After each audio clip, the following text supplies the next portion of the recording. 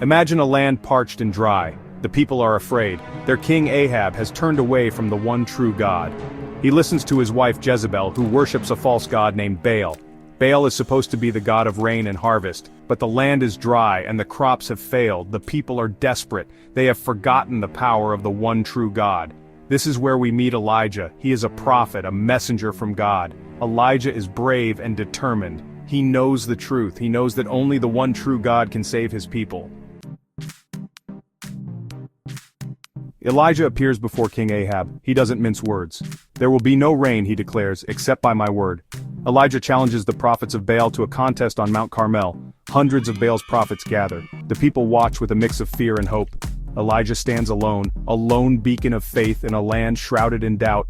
The challenge is simple but profound. Each side will prepare a sacrifice. The true God, Elijah proclaims, will be the one who sends fire from heaven to consume the offering. Two altars are built, one for Baal and one for the one true God. The prophets of Baal prepare their sacrifice. They dance and shout, begging their God for a sign. But there is only silence. Hours pass and the sun beats down mercilessly. Still there is no answer. Elijah's turn comes. He repairs the altar of God, broken and forgotten. He lays the wood and prepares the sacrifice. Then he does something unexpected. He asks the people to bring water, buckets and buckets of it, and pour it over the offering.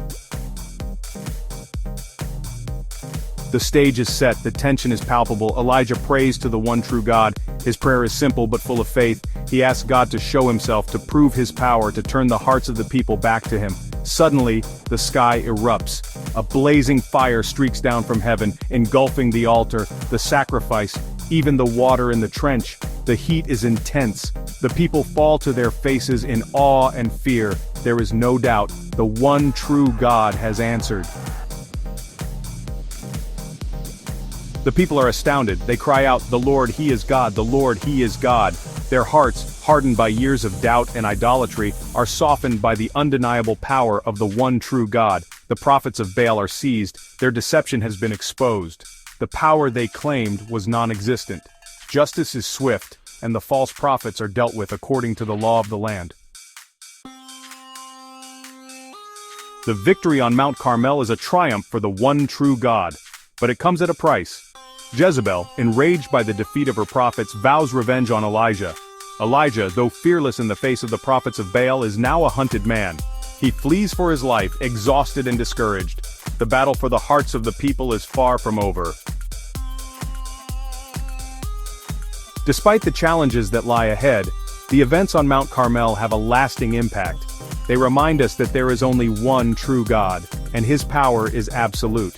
He is the God who answers prayer, the God who controls the elements, the God who deserves our worship.